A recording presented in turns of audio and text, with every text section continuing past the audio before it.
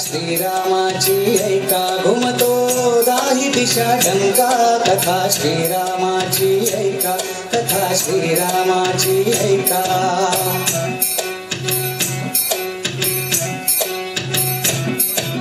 पुरुषार्थाचा पाईक राघव त्याच्या गोष्टी अपुले वैभव पुरुषार्थाचा पाईक राघव त्याच्या गोष्टी अपुले वैभव आदर्शाची त्याच्या शिकवण घडवू लौकिका कथा श्रीरामाची ऐका कथा श्रीरामाची ऐका कथा श्रीरामाची ऐका कथा श्रीरामाची ऐका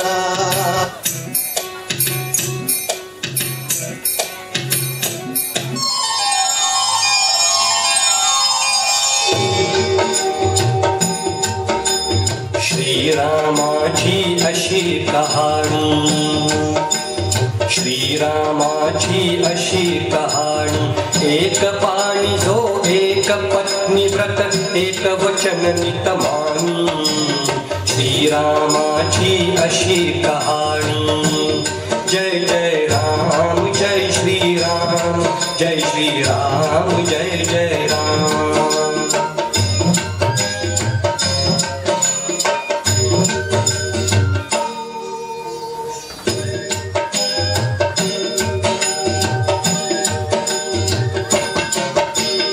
प्रभु राम या नामा मधला भाव विशाल अनन्य राम सहारा राम निवारा राम असे चैतन्य जळी स्थळी काष्ठी पाषाणी रामच राम विशाल राम गुणाची खाण असे रे अनुपम अतुल अमोल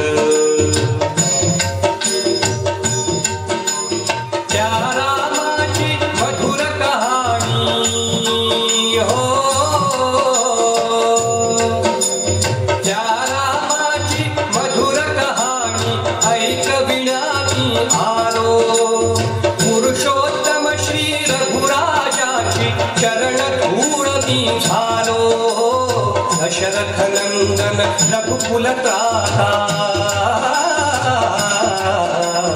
दशरथ नंदन रघुकुल त्राता कौसल्या सुत ज्ञानी श्रीरामाची अशी कहाणी श्रीरामाची अशी कहाणी जय जय राम जय श्रीराम जय श्रीराम जय जय राम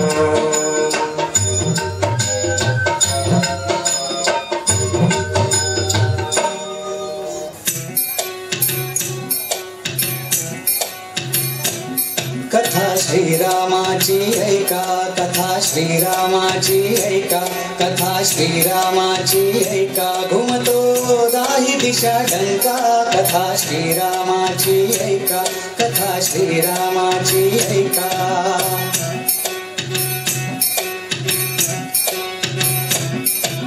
पुरुषार्थाचा पाईक राघव त्याच्या गोष्टी अपुले वैभव पुरुषार्थाचा पाईक राघव त्याच्या गोष्टी अपुले वैभव आदर्शाची त्याच्या शिकवण घडवू लौकिका कथा श्रीरामाची ऐका कथा श्रीरामाची ऐका कथा श्रीरामाची ऐका कथा श्रीरामाची ऐका शरयू नदीच्या काठावर कोशल नावाचा एक मोठा देश होता. त्या देशात मानव जातीचा मुख्य मनु याने स्वतः निर्माण केलेली अयोध्या नावाची नगरी होती. या नगरीजवळ शरयू नदी वाहत होती. नदीच्या काठावर घनदाट जंगल होते. त्या नगरीवर दशरथ नावाचा राजा राज्य करत होता. राज्य सुखी होते. दशरथ राजाला शिकार करायला खूप आवडायचे. तो या अरण्यात शिकारीसाठी नेहमी यायचा.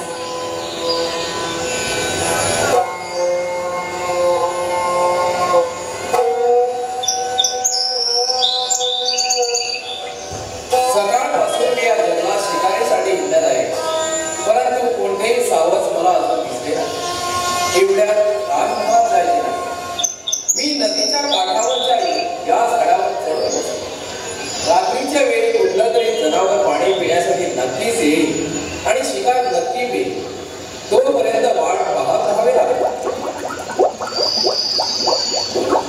पाण्याचा आवाज, हो हा तर पाण्याचाच मूळ आवाज. नक्की कुणीतरी प्राणी पाणी पितो.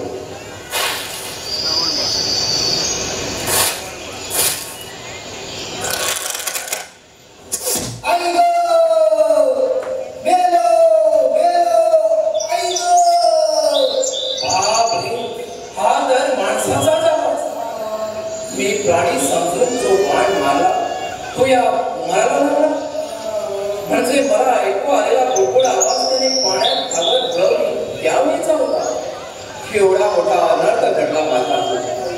अरे रे, आता काय करावं? बाळा, अरे कोण आहेस तू? नाव काय तुझं? मी श्रावण. श्रावण? अरे पण तू इतक्या रात्री इथे कशाला आला?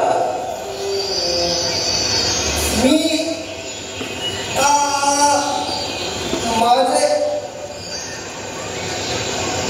आई वडील खूप म्हातारे आहेत, त्यांना दिसत नाही, ते आंधळे आहेत. मी त्यांना काशी यात्रेला घेऊन निघालो होतो कावडीतून. वाटेत खूप तहान लागली त्याला, म्हणून पाणी आणण्यासाठी मी इथं आलो. अरे पण तुझे आई वडील आहेत कुठे? तिकडं वडाच्या झाडाखाली. तुम्ही त्यांना हे पाणी घेऊन द्या. तहानेने ते अगदी व्याकुळ झाले आहे. बाळा, तू काही काळजी करू नकोस. मी स्वतः त्यांना पाणी पाजतो. मला माहित नव्हतं की कोणी माणूस नदीकाठी आला. माझ्या हातून फार मोठी चूक झाली, मला क्षमा कर. आई बाबा, मला क्षमा.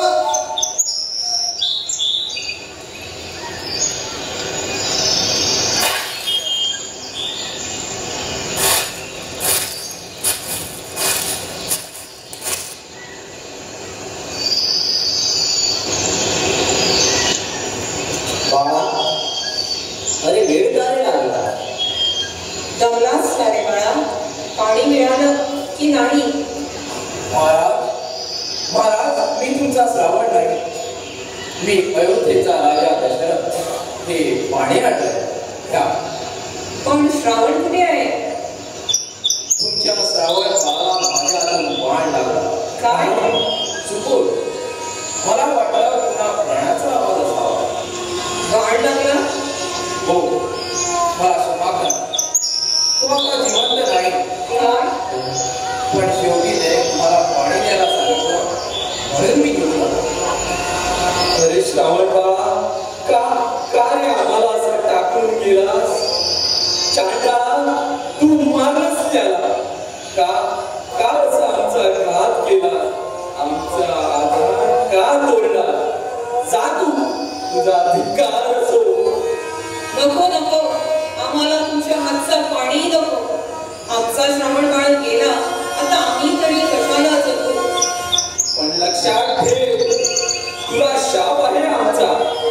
आम्ही जसे पुत्र करून मरतो आहोत ना, तसा तूही तुझा मुलगा दुरावल्यामुळे मुलाच्या नावाने हाका मारतच मरशील. हाका मारतच श्रावण बाळाच्या हत्येचं आपल्या हातून मोठं पाप घडलं. या अपराधी भावनेनं दुःखी झालेला दशरथ राजा अयोध्या नगरीत परत आला. तो ऐश्वर्यवान होता. पण त्याच्या पदरी पुत्र नव्हता. दशरथाच्या हातून श्रावण बाळाला मृत्यू आला हा नियतीचा खेळ. राजा दशरथाला वारंवार श्रावण बाळाच्या वडिलांनी दिलेल्या शापाची आठवण होईल. आम्ही जसे पुत्र कर्म म्हणतो तसा तुझा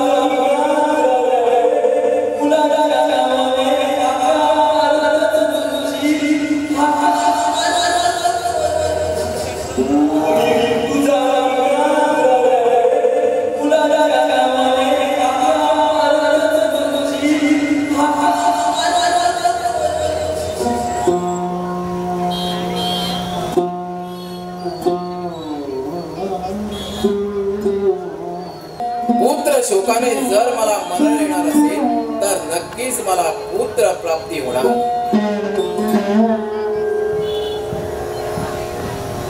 राज्य सुखी होते, पण राजा दशरथ मात्र मूलबाळ नसल्याने दुःखी होता.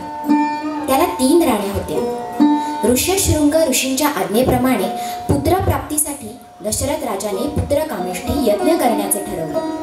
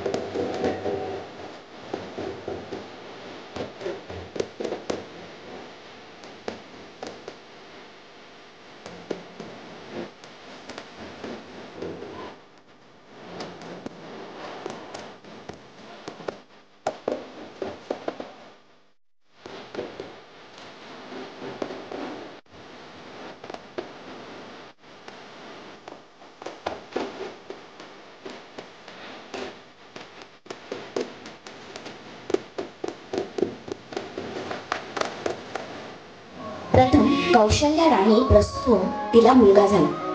त्याचं नाव राम ठेवण्यात आलं. पाठोपाठ सुमित्रेला 2 मुलं झाली. त्यांची नावे ठेवली लक्ष्मण आणि शत्रुघ्न.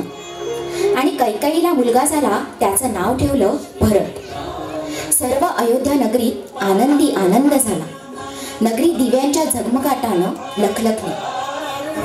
श्रीरामचंद्र कृपालु भजु मन हरण भव भय दारुण नव कंज लोचन कंज मुखगण. चैत्र मास त्यात शुद्ध नवमी तिथी सूर्य थांबला. राम जन्मला ग सखी, राम जन्मला. राम जन्मला ग सखी, राम जन्मला. राम जन्मला ग सखी, राम जन्मला.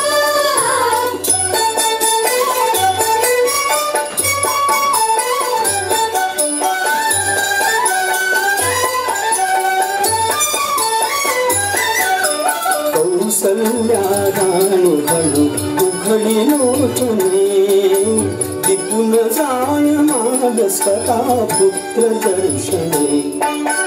ओघळले आसु सुखे कंठ दाटला. ओघळले आसु सुखे कंठ दाटला. राम जन्मला ग सखी, राम जन्मला.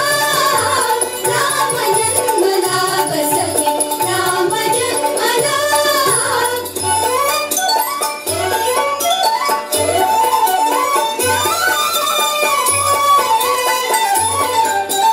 राजगृही नवे सौख्य पर्वणी, सौख्य पर्वणी. पानामुन मंगलया धेनु अंगणी, धेनु अंगणी. दुंदुभीचा नाद तोच धुंद कोंदला. दुंदुभीचा नाद तोच धुंद कोंदला. राम जन्मला ग सखी, राम जन्मला. राम जन्मला ग सखी, राम जन्मला.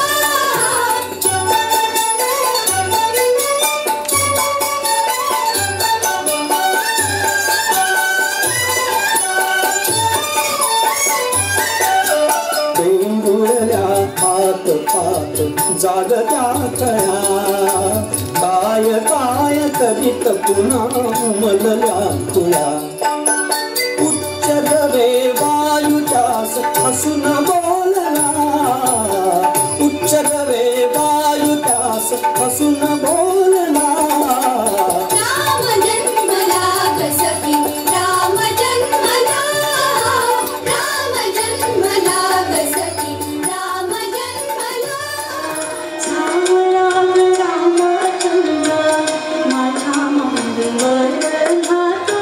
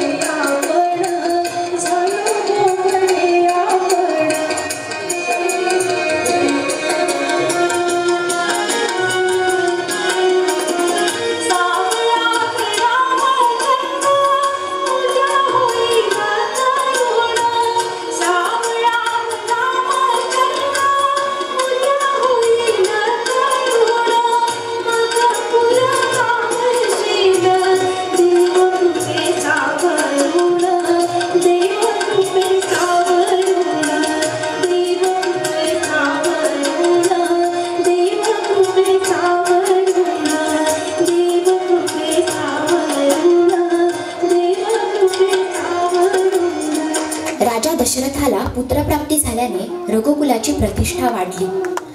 दशरथ राजाने थोर गुरूंच्या मार्गदर्शनाखाली मुलांना सर्व प्रकारचे शिक्षण दिले. शस्त्रविद्या, धनुर्विद्या, घोड्यावर बसणे, रथाचं सारथ्य करणे, शिकार करणे, वेदशास्त्र व त्यावेळी आवश्यक असणाऱ्या सर्व गोष्टींचं ज्ञान देऊन आपल्या चारही पुत्रांना विद्या विभूषित बनवलं. चारही भावांचं एकामेकावर खूप प्रेम होतं, पण त्यातल्या त्यात लक्ष्मणाचं रामावर निस्सीम प्रेम होतं. रामाशिवाय त्याला अजिबात करमत नसे. एकूण सगळं काही मनासारखं घडत होतं. राज्य कारभारही व्यवस्थित चालला होता. दशरथा, तुला माहीत आहे की माझा आश्रम एका घनदाट अरण्यात, त्या अरण्यात अनेक राक्षस आहेत. हे राक्षस धर्माला अतिशय त्रास देतात.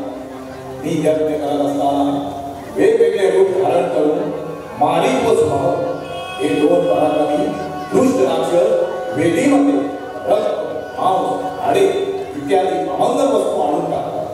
त्यामुळे या अरण्यातील सर्व ऋषीमुनींना त्रास होता. ते अस्वस्थ झाले आहेत. मी यज्ञाची दीक्षा घेतली असल्यामुळे मी त्यांना शाप देऊ शकत नाही किंवा त्यांचा नाशही करू शकत नाही. या राक्षसांचा वध करण्यासाठी दुसरा समर्थ कोणी असूच शकणार नाही असा विचार करून हे दशरथा, मी तुझ्याकडे राम व लक्ष्मण या तुझ्या पराक्रमी पुत्रांची मागणी करतो. ब्रह्मशी, मला आपली अवस्था करण्यास होत नाही व मी आपला मनाई करू इच्छित नाही.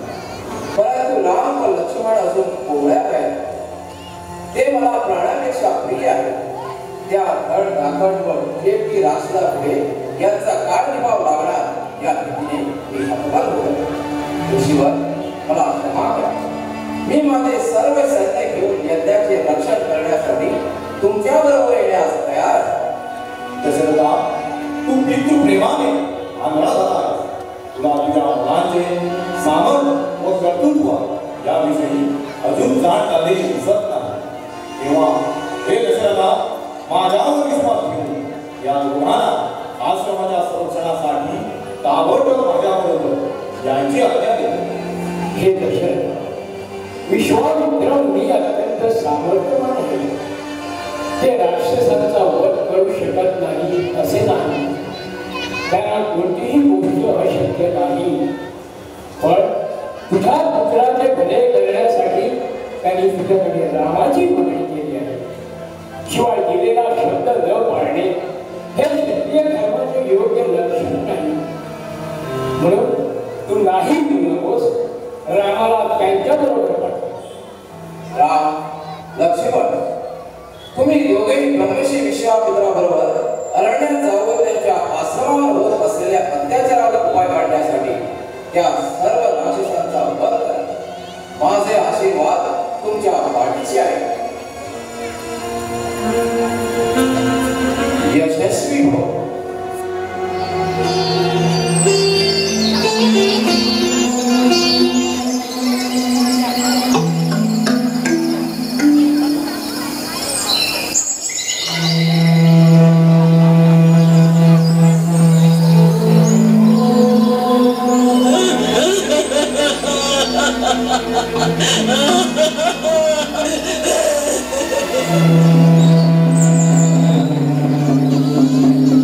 रामा, लक्ष्मणा, हीच ती दुष्ट आणि मायावी राक्षस याचाच नाश लागली पाहिजे.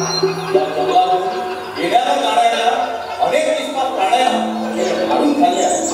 वेगवेगळ्या प्राण्यांची आणि माणसांची रूपे ती वाट पूर्ण घडवते आणि शेवटी त्याला ठार मारून त्यांचे मांस रक्त पिते. किती क्रूर आहे, भयानक आहे, हे तू पाहतच आहे ना रामा.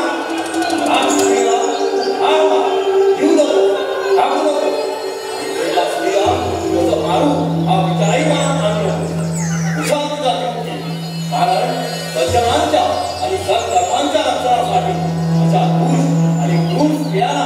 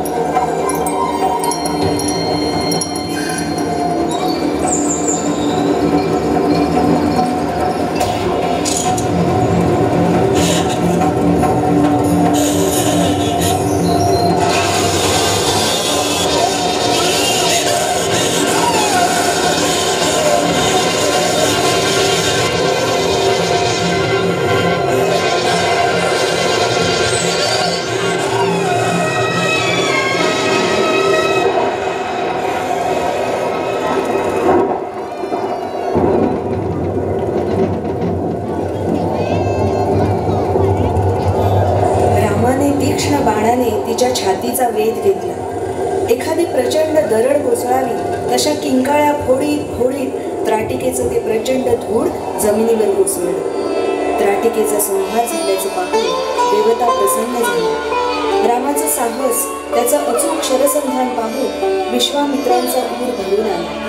राम लक्ष्मणाला त्यांनी पोटाशी धरून त्यांच्या पाठीवरून प्रेमाचा हात फिरवला.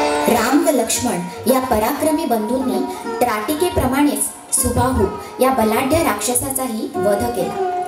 अशा प्रकारे या अरण्यातील राक्षस नष्ट झाल्यामुळे सर्वच ऋषींनी सुटकेचा श्वास सोडला. त्यांनी राम लक्ष्मणाच्या पराक्रमाची स्तुती करून अनेक शुभाशीर्वाद दिले. त्याच सुमारास जनकाचा दूत आला. नमस्कार ऋषीमुनी, मी मिथिलेचा दूत राजा जनक महाराजांचा संदेश घेऊन आलोय. कोणता संदेश? महाराज जनकाने आपली कन्या सीतेचे स्वयंवर रचले आहे, त्याचे आमंत्रण घेऊन पाठवले.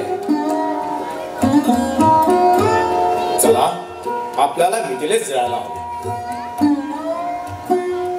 विश्वामित्रांना सीता स्वयंवराचे आमंत्रण मिळाल्यामुळे त्या समारंभाला उपस्थित राहण्यासाठी ते राम व लक्ष्मण यांना घेऊन मिथिला नगरीत पोहोचले. राजे, महाराजे, राजश्री, ब्रह्मर्षी तसे इथे अथक्याने उपस्थित झालेल्या माझ्या प्रिय प्रजाजनांना आज या ठिकाणी आमंत्रणाचा स्वीकार करून आपण सर्वजण इथे आलात याबद्दल मी आपणा सर्वांना मनपूर्वक धन्यवाद देतो. मला सीतेचे स्वयंवर घोषित करण्यात अत्यंत आनंद होत आहे.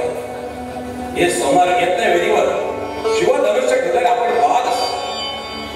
स्वयंवराची एकच अट आहे की जो पुढे वीर यज्ञवेदीवर ठेवलेल्या या प्रचंड शिवधनुष्याला प्रत्यंच करून दाखवेल त्याच्याच गळ्यात माझी सीता स्वयंवर माळा घालेल.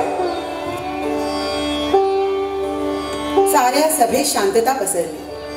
बहुतेक राजांनी निराश होऊन मान खाली घातली, तर काही राजे आशा निराशेच्या भोवऱ्यात अडकून पुढे जावे किंवा काय करावे याचा विचार करीत होते.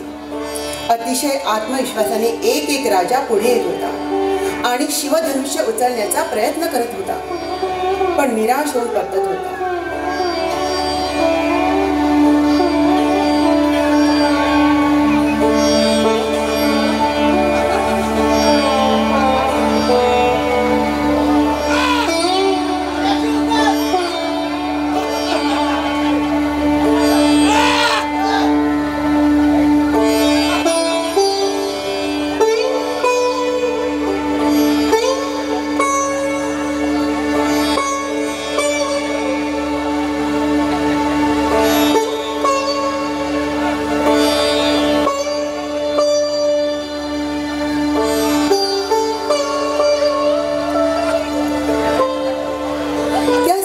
फजिती पाहून लंकाधिपती रावण आसुरी हास्य करीत जागचा उठला आणि डुलत डुलत त्या शिवचापाजवळ येऊन उभा राहिला.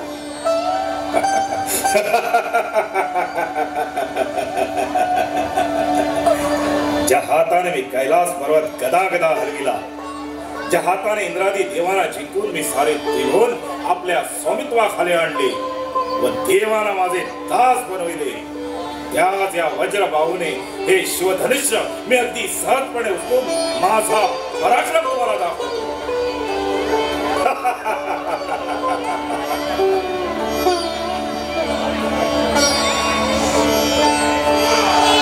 शेवटी योग्य वेळ आली आहे हे ओळखून विश्वामित्रांनी रामाला खून केली.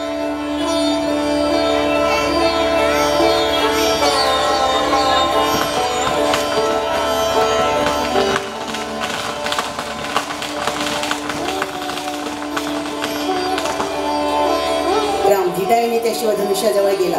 क्षणाचाही विलंब न लावता ते शिवधनुष्य सहजपणे उचललं आणि इतकंच नाही तर प्रत्यंच लावण्यासाठी ते वाकवताच कडावड असा आवाज होऊन त्याचे 2 तुकडे झाले. सर्व सभा रामाचा पराक्रम पाहून थक्क झाली.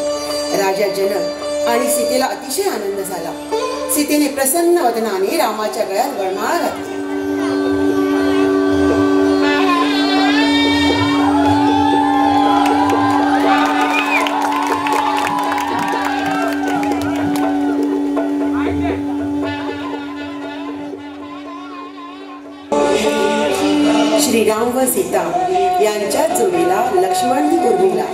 भरत मांडवी शत्रुघ्न आणि श्रुतकीर्ती यांचेही मंगल विवाह मोठ्या थाटात पार पडले. आकाशाशी जडले नाते धरणी मातेचे स्वयंवर झाले सीतेचे स्वयंवर झाले सीतेचे स्वयंवर झाले सीतेचे स्वयंवर झाले सीतेचे स्वयंवर झाले सीतेचे स्वयंवर झाले सीतेचे स्वयंवर झाले सीतेचे.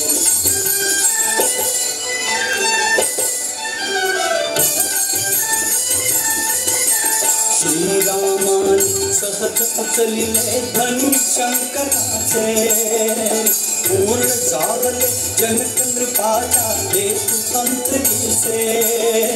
श्रीरामानी सहज उचलिले धनी शंकराचे पूर्ण जावले जनक नृपाच्या हेतू अंतरीचे. उभे ठाकले फार सावळे समोर दुहितेचे उभे ठाकले फार सावळे समोर दुहितेचे स्वयंवर झाले सीतेचे स्वयंवर झाले सीतेचे स्वयंवर झाले सीतेचे स्वयंवर झाले सीतेचे.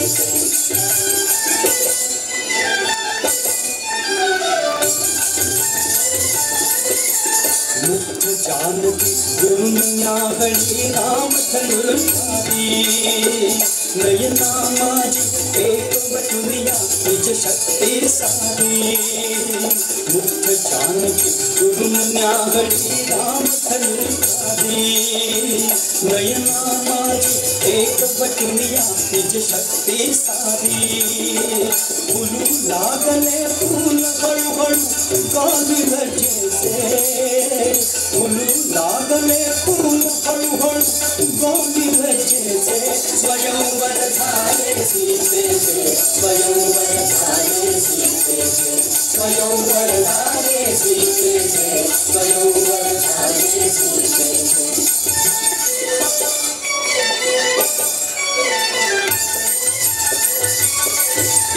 उंचावनिया जरा पापण्या पाहत ती राही तळिता घाता परी भयंकर नाग तोच होई. उंचावनिया जरा पापण्या पाहत ती राही तळिता घाता परी भयंकर नाग तोच होई. श्रीरामानी केले तुकडे दोन धनुष्याचे श्रीरामानी केले तुकडे दोन धनुष्याचे स्वयंवर झाले सीतेचे स्वयंवर झाले सीतेचे स्वयंवर झाले सीतेचे स्वयंवर झाले सीतेचे. दशरथाच्या चारही पुत्रांची लग्न झाल्यानंतर अयोध्येत सर्वत्र आनंदी आनंद होता. एके दिवशी दशरथ राजाला वाटले आपण आता रामाला युवराज करून त्याच्याकडे राज्यकारभार सोपवावा व आपण दूरून पाहून कौतुक करावे. त्याने आपले विचार मंत्री परिषदेसमोर मांडले. माझं वय आता वाढलंय. हळूहळू माझी वाटचाल म्हातारपणाकडे चालू लागली. सर्व मुलांचे विवाही झाले आहेत. मी आता थकलो आहे. प्रजाप्रेमी युवराज व ज्येष्ठ पुत्र रामचंद्र यांचा राज्याभिषेक करून राज्य कारभार सोपवावा असा निर्णय मी घेतला आहे. उरलेले आयुष्य वनातील आश्रमात घालवावे असा विचार दशरथाने केला होता. आदर्श युवराज राम राजा होणार म्हणून प्रजेला आनंद झाला, तर प्रेमळ प्रजापिता दशरथ निवृत्त होणार हे दुःख. रामाने पित्याची आज्ञा मान्य केली. प्रजा आनंदाने हुरळून निघाली. आनंद सांगू किती सखे ग आनंद सांगू किती सीता वल्लभ पुरा भाजचे राम अयोध्यापती सखे ग आनंद सांगू किती.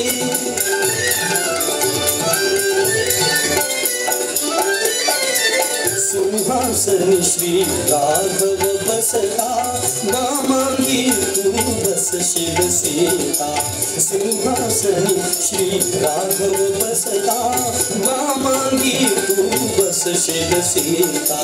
जरा गर्विता जरा लज्जिता, जरा गर्विता जरा लज्जिता, राजभूषणा भूषवीरही, कमनीय तव आकृती सखे ग, आनंद सांगू किती.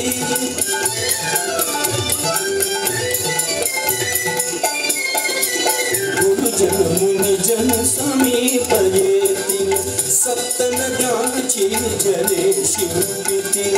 गुरुजन मुनिजन समीप येतील, सप्त नद्यांची जले शिंपितील. उभय कुळे मग कृतार्थ होतील, उभय कुळे मग कृतार्थ होतील. मेघाहूनही उच्चरवाणी, झडतील गेलंपती सखे ग, आनंद सांगू किती.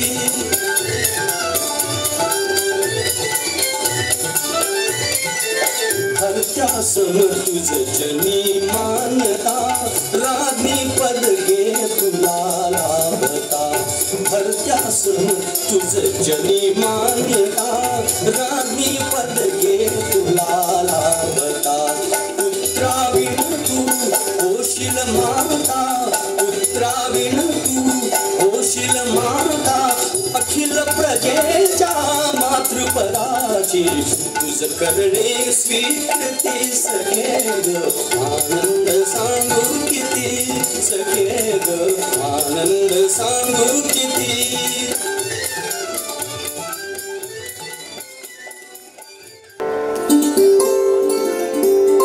रामाच्या राज्याभिषेकाची बातमी सर्वत्र पसरली. सर्व अयोध्या नगरी आनंदी झाली. सर्वजण आनंदात होते. सगळीकडे लोक कामात मग्न होते. आता फक्त एकच दिवस उरला होता, परंतु काहीतरी विपरीत घडायचेच होते. कैकेयीच्या महालात मंथरा नावाची कुटील दासी होती. तिच्या मनात रामाबद्दल पहिल्यापासूनच अढी होती. राज्याभिषेकाची वार्ता ऐकून मंथरा जळत होती. कैकेयीची दासी मंथरा दुष्ट व भांडखोर होती. या वार्तेने मंथरेला मुळीच आनंद झाला नव्हता. राज्याभिषेक कसा उधळून लावता येईल याचाच ती सतत विचार करत होती. अखेर तिला एक कल्पना सुचली आणि ती कैकेयीच्या महालात गेली.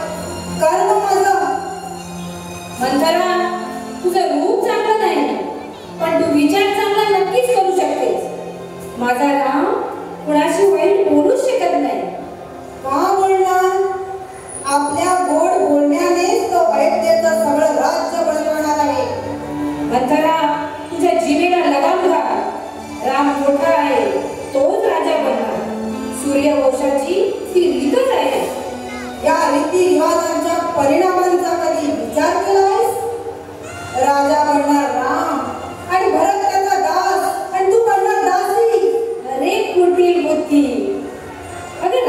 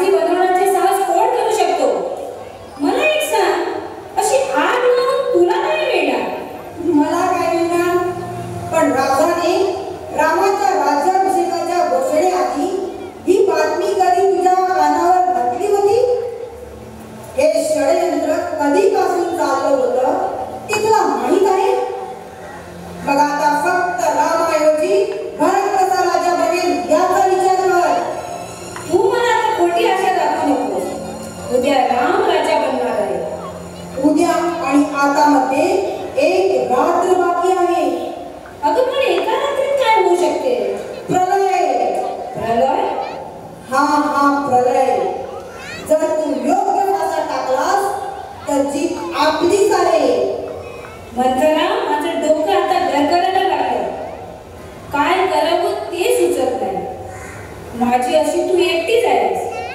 काय करायचं ते सांग. मी सर्व काही ऐकेन. मला रस्ता सुचव. रस्ता पण मी सुचवू? अगं तर मग कोण सुचवणार? महाराजांनी तुला 2 वर दिले होते. देवता आणि असुरांच्या युद्धावेळी महाराज जखमी होऊन बेशुद्ध झाले होते. त्यावेळी तू त्यांना युद्धभूमीवरून सुरक्षित दूर नेऊन त्यांचे प्राण वाचवले. तेव्हा राजाने म्हटले होते, राणी तू माझे प्राण वाचवलेस, तुला मी 2 वर देतो, तुला काय पाहिजे ते माग. तेव्हा तू म्हटलं की मी ते वेळ आल्यावर मागेन. ते मागण्याची आत्ता वेळ आली आहे. रामाच्या जागेवर भरताला राजा बनवावं ही तुझी पहिली मागणी. वा मंदरा वा. आणि दुसरी, रामाला 14 वर्षाचा वनवास. अगं पण रामाला वनवास कशाला? वीरगतीस. रागवू नकोस मंदरा. समजावून सांग. खरंच तुझ्या बोलण्यात काहीतरी चांगली गोष्ट असेल. चांगल्या गोष्टी सांगण्याची ही वेळ नाही. ही वेळ आहे कुठील डाव घेण्याची. रामाचे आपल्या प्रजेवर निस्सीम प्रेम, त्यामुळे प्रजा विद्रोह करू शकते. या प्रजेला आपल्या बाजूने वळवण्यासाठी खूप वर्षे लागतील. आणि या 14 वर्षात अयोध्यावासी रामाला विसरतील व भरत त्यांच्या गळ्यातील ताई बनेल. जा बोलव महाराजांना आणि आत्ताच ही वर्मा. मंदरा मंदरा, अगं तुला कुठे ठेवू आणि कुठे नको असं झालं पाहिजे. देवी काय सांग, असं काय नाही. हा काय केला? कुणी तुझा अपमान केला? काही तुझे हे तू मला प्राणापेक्षा प्रिय आहेस. तू काय सांगशील ते मी करायला तयार आहे. तुला काय पाहिजे ते देऊ शकतो.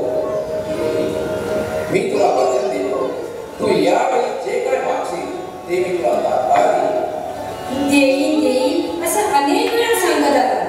कधी काही दिले का? अजून तर तुम्ही आधीची वचनं पूर्ण केली नाही. नवीन वचनं घेऊन काय करणार? देवी कोणती आधीची वचन पूर्ण केली नाही? बघितलं, ते सुद्धा विसरला. महाराज, जेव्हा देवासुर महासंग्राम सुरू होता तेव्हा आपण इंद्राच्या मदतीसाठी गेला होता व मी साथी होते. त्यावेळी मी तुम्हाला मरणातून वाचवले. याची आठवण आहे? हो आठवते. तेव्हापासून तर मी माझा प्राण तुझ्याजवळ दिला. अगं मी तुझ्यासाठी प्राण सुद्धा द्यायला तयार आहे. तुमचे प्राण घेऊन मी काय करणार? मी फक्त एवढीच आठवण करून देऊ इच्छिते की त्यावेळी तुम्ही मला 2 वर दिले होते व मी ती वेळ आली की मागे असं म्हटलं होतं. हो सगळं काही आठवतं. खरं म्हणजे त्यावेळी मी थोडी कंजूसी केली होती. तुझ्या साहसासाठी मी तुला खरं तर 4 वर द्यायला हवे होते. 4? तुम्ही आधी माझे 2 वर पुरे करा. पण ते पूर्ण करायला अडचण काय आहे? तू जे मागशील ते मी आताच्या आता देईन. पुष्कळ ऐकल्या असल्या वाईट गोष्टी. आता मला तुमच्यावरचा विश्वास झाला आहे. प्रिये, मी तुझी शपथ घेऊन सांगतो. महाराज, माझी शपथ कशाला? माझ्यापेक्षा तुम्हाला आणखीही कोणी प्रिय असेल? हो, मला रामाची प्रिय आहे. मग रामाची शपथ का नाही घेतली? बरं, आता घेतो. तू जे मागशील ते मी तुला आताच्या आता देईन असं वचन रामाची शपथ घेऊन देतो. माग जे हवं ते माग. मला तर फक्त माझे 2 वर पाहिजे. माझा पहिला वर की अयोध्येचं राज्य रामाला नव्हे तर माझ्या भरताला मिळालं. काय म्हणतास? रामाला नव्हे? होय महाराज. आणि माझा दुसरा वर की रामाला 14 वर्षासाठी वन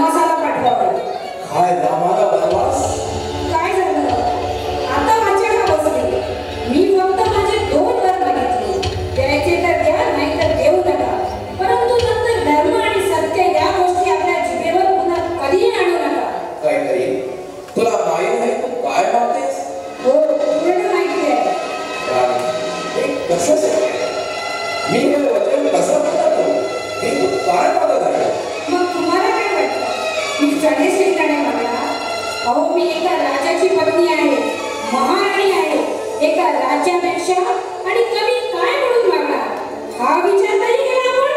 बरोबर करायला पाहिजे होता, कारण मी तुझं अस्थिर ओळखू शकलो नाही. जिला हिऱ्याचा हार समजून मी गळ्यात घालून वापरत होतो ती आज मागे निघाली. महाराज, आपण तर मला शिव्या द्यायला लागला, मला तर एकदम हसायला द्यायला लागला. तू काय असणार? हसेल तर सगळा संसार माझा होता. जग असणार म्हणे या म्हाताऱ्याने एका स्त्रीच्या मोहात आपल्या आदर्श पुत्राला मनात पाठवलं तर मी काय करेल? आणि जेव्हा वीर पुरुषाच्या सभेत आपल्याला कोणीही विचारलं की एका स्त्रीला तुम्ही दिलेलं वचन पूर्ण केलं का, तेव्हा तुम्ही काय उत्तर देणार महाराज? देवी, स्त्री हे देवीचं रूप असतं, पण तू तर आमच्या कुळाचा नाश करणारे ठरलीस. हे देवा, मी अशा स्त्रीवर विश्वास कसा ठेवला? आता मला पूर्ण विश्वास झाला की तुम्ही तुमचे वचन पूर्ण करणार नाही. पण महाराज, एक लक्षात ठेवा, रामाचा राज्याभिषेक व्हायच्या आधी माझ्या चितेला तुम्हाला अग्नी द्यावा लागेल. सकाळी अयोध्येच्या राजद्वारातून एकतर राम वनवासाला निघेल किंवा कैकेयीची प्रेत यात्रा जाईल. आमच्या प्रेमात आणि विश्वासात कोणी विश्वास? हे काय चाललंय? राम हे तर माझे दोन डोळे आहेत. तू भरताला राज्य द्यायला सांगतेस ते मला स्वीकार. उद्या सकाळी भरताला मी त्याच्या आजोळून बोलावून घेतो आणि चांगल्या मोतावर त्याचा राज्याभिषेक करतो. परंतु रामाला वनवास द्यायचा विचार मनातून काढून टाक. तुझं दुसरं वरदान मागे. हे देवा, मला तू कुठल्या परिस्थितीत आणून सोडलं? आता मी रामाला काय तोड दाखवणार? कुठल्या तोंडानं सांगू की तू आता उत्तराधिकारी राहिला नाहीस? तू 14 वर्षांसाठी वनवासाला जा आणि कुठल्या तोंडानं सांगू? हे राम, हे राम. काही मी तुझ्या पाया पडतो. हा तुझा दुसरा वर मागे. शेवटी तू एका कलंकाची भागीदारी होशील. मी हात जोडतो. हा कठोर विचार तुझ्या मनातून काढून टाक. तुझ्या पाया पडतो, पाया. रामाला वनवासात पाठवण्या व्यतिरिक्त दुसरं काहीही मागून मी संतुष्ट होऊ शकत नाही. अगर निर्दयी, निष्ठुर, सूर्याशिवाय हे जग चालू शकतं, पाण्याशिवाय मासळी राहू शकते, परंतु रामाशिवाय दशरथाचे बाळ नाही राहू शकत. मग सोडून द्या. रघुवंशाच्या पूर्वजांनी आपले वचन पाळण्यासाठी काय काय केले त्याची आठवण करा. त्यांच्यासमोर तुम्ही तर या कुळाला एक कलंक आहात. अगं हत्यारे, कुळ कलंकिनी हे तू बोलत नाहीस. हा दशरथाचा काळ होतो. हे दशरथाचा काळ होतो.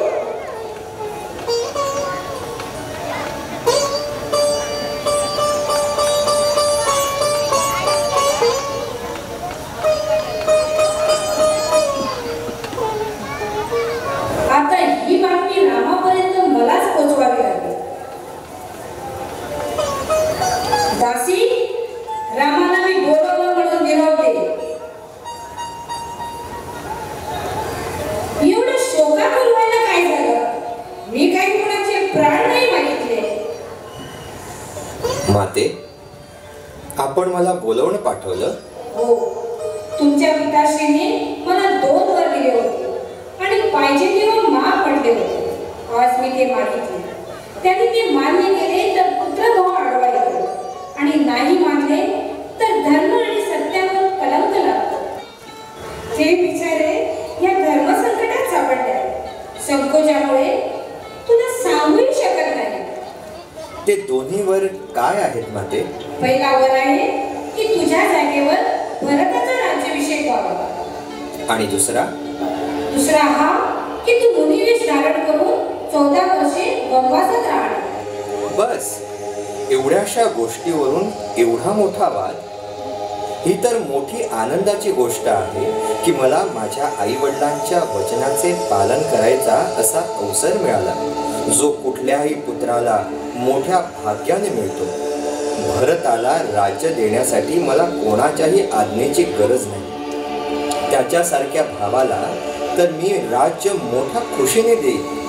आणि वनगमनाबद्दल म्हणाल तर असं वाटतं की माझं नशीब जागं झालंय, भाग्य उजळून आलंय, जी आपल्या आज्ञेमुळे मला अशी संधी मिळाली आहे. तिथे मी महान ऋषीमुनींचे दर्शन करू शकणार, त्यांचं तेज तिन्ही लोक प्रकाशित करते. माते, माझे तर चोही बाजूने कल्याण झालं. पित्याच्या आज्ञेचे पालन, मातेच्या इच्छेचे अनुकरण, छोट्या भावाचा राज्याभिषेक आणि मुनी दर्शनाने माझे कल्याण. पिताश्री, मी आपलं मनोगत समजलो. आता आपण आपल्या तोंडाने मला आज्ञा देण्याची सुद्धा गरज नाही. परंतु मला या गोष्टीचं दुःख आहे की फक्त एवढ्याशा साध्या गोष्टीमुळे तुम्ही स्वतःला एवढा त्रास करून घेतात. याचा अर्थ तुमचा माझ्यावर पूर्ण विश्वास नाही किंवा आपल्याला माझ्या सेवा धर्माबद्दल शंका आहे. मला आशीर्वाद द्या की मी माझ्या आचरणाने आपला पूर्ण विश्वास परत प्राप्त करू शकेन. आता मला प्रसन्न मनाने वनात जाण्यासाठी आज्ञा द्या, म्हणजे मला आपले वचन पूर्ण करून आपल्या धर्माचे रक्षण करून माझं जीवन धन्य करू शकेल. मला अनुमती द्या. रामाने वनवासात जाण्याचे ठरविले. त्याआधी राम शांतपणे कौशल्या मातेच्या महालाकडे गेला. योग्य वेळी आलास. रात्रभर विष्णूच्या नावाचा मी एक लाख जप केला आहे. मी माझ्या हाताने तुला विष्णू चरणीचा मंगळ टिळक लावते. बसून घे, मी तुझ्यासाठी प्रसाद घेऊन येते. नाही माते, मी आता इथे बसू शकत नाही. महाराज मला तपस्वीच्या वेशात वनात पाठवत आहेत.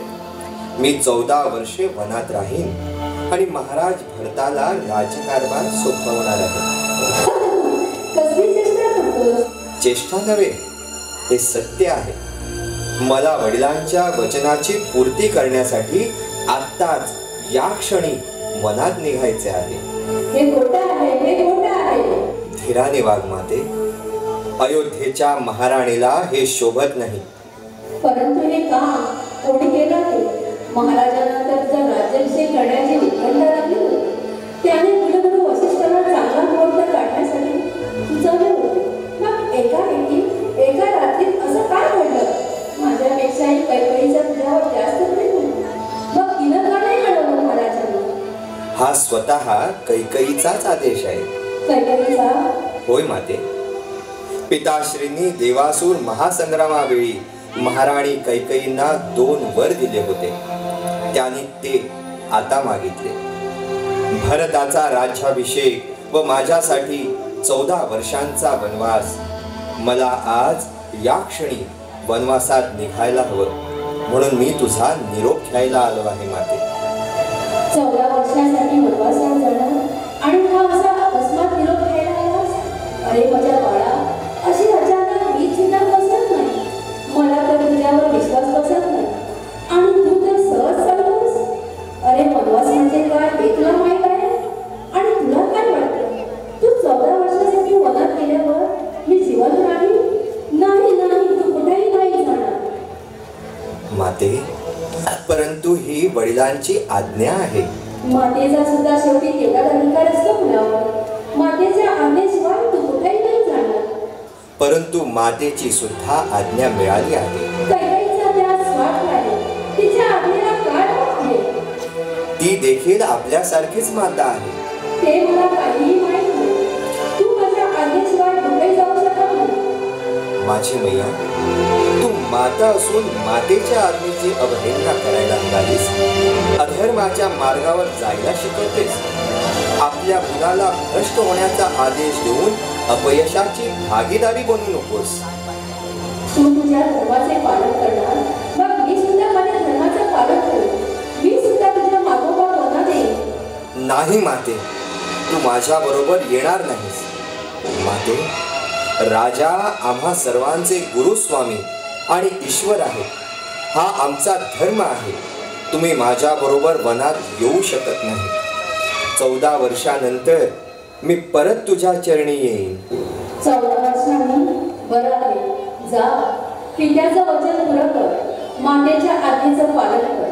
सगळ्यांचा धर्म, सगळ्यांचे वचन, सगळ्यांचे कर्तव्य पुरी होणार. परंतु या सर्वांमध्ये जिजून जाईल ती फक्त कौशल्य. 14 वर्षे तुझी वाट बघून बघून प्रतीक्षा करून करून मी डोळे कधी बंद होतील ते मी सांगू शकत नाही. 14 वर्षाच्या वनवासात जाण्यासाठी तू आईचा निरोप मागायला आलास, पण त्यावेळी तुला कल्पना नाही की त्या निरोपाबरोबर तू माझे प्राणी मागतोस. जा रामा जा, सत्यप्रतिज्ञ आणि महान त्यागी म्हणून तुझी त्रिगुणात कीर्ती होईल. जा. नकोस नौके परत फिरूगा, नकोस गंगे पूर भरू. नकोस नौके परत फिरूगा, नकोस गंगे पूर भरू. श्रीरामाचे नाम गातया, श्रीरामाला पार करू. गंगे जय भागीरथी, जय जय राम राजपती. जय गंगे जय जय राम. जय भागीरथी, जय जय राम राजपती. कैवाची फुलकी रे माथावरचा ढळगोने. कैवाची फुलकी रे माथावरचा ढळगोने. भाग्य पापुले कपुल्या हाते, कपुल्या पासून दूर करू. कपुल्या पासून दूर करू. श्रीरामाचे नाम गातया, श्रीरामाला पार करू. जय गंगे जय भागीरथी, जय जय राम राजपती. जय गंगे जय जय राम.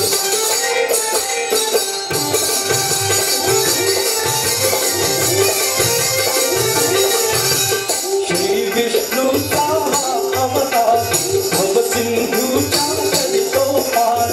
श्री विष्णूचा अवतार, भव सिंधूचा करितो पार. तारक त्याला तारुण्ये, पदस्पर्शाने सर्व करू. पदस्पर्शाने सर्व करू. श्रीरामाचे नाम गातया, श्रीरामाला पार करू. जय गंगे जय भागीरथी, जय जय राम राजपती. जय गंगे जय जय राम.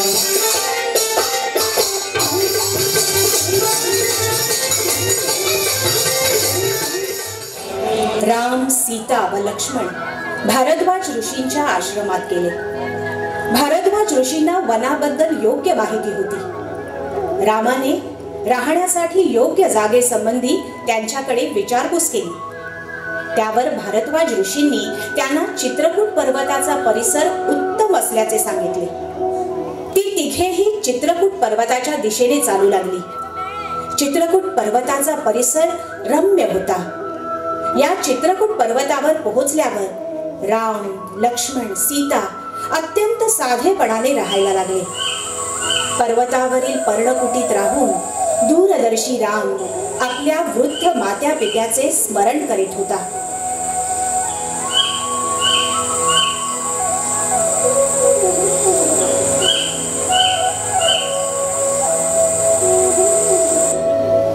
इकडे अयोध्येत रामवियोगाने सर्वत्र दुःख पसरले होते. दशरथ राजाला रामाचा विरह सोसणे कठीण झाले व त्याने अंथरूण धरले. राम राम असा एकच शब्द मुखातून बाहेर पडत होता. श्रावण बाळाच्या हत्येचे दृश्य त्याच्या डोळ्यांसमोर परत परत येत होते. आम्ही जसे पुत्र पुत्र करून मरतो आहोत ना, तसा तुझा मुलगा दुरावल्यामुळे मुलाच्या नावाने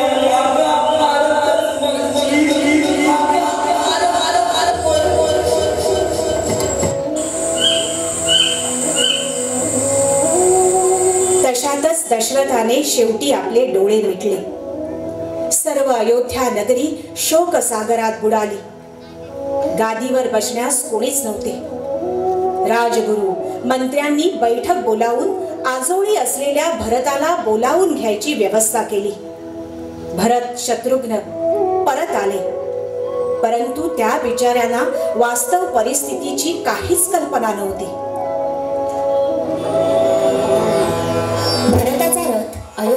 पोहोचला. आल्या आल्या तो सरळ कैकेयीच्या महालात गेला. आपल्या आईचे कुंकुमरहित कपाळ पाहून भरत अचंबित झाला. काय झालं मातेश्री? आपली आभूषणे कुठे आहे?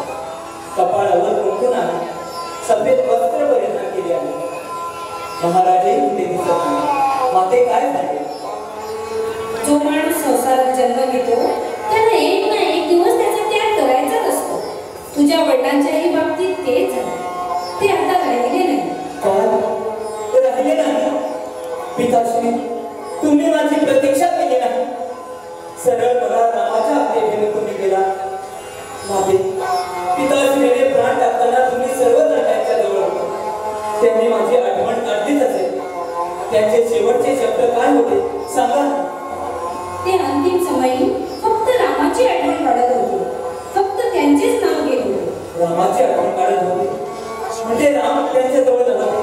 नाही. परंतु असं काय झालं की राम त्यांच्या जवळ नव्हते? मग तुम्ही तरी त्यांच्या जवळ असला? नाही. त्यांनी कौशल्या महाराणीच्या कक्षातच आपले प्राण सोडले. परंतु राम भैया कुठे होते? वनात कशाला? मृत्यू आधी त्यांनी श्रीरामाला 14 वर्षासाठी वनवासात पाठवलं. वनवास?